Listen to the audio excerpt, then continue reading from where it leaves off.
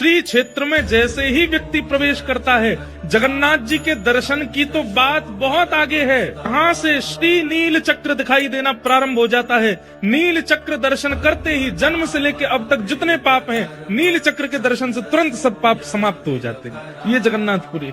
आप यहाँ भीतर आओगे, महाप्रसाद पाओगे, जगन्नाथ जी का दर्शन करोगे, रथ यात्रा का दर्शन करोगे, स्नान पूर्णिमा का दर्शन, वो तो बहुत आगे की बात है।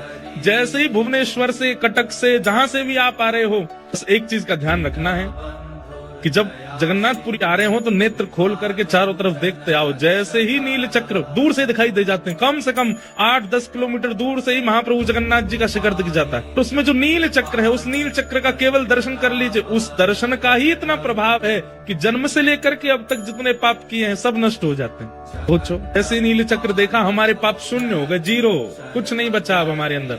अब यहाँ रह करके जगन्नाथ जी दर्शन किए, महाप्रसाद पाया, यहाँ रह करके कथा सुन रहे हैं, महोदधि समुद्र में स्नान करेंगे।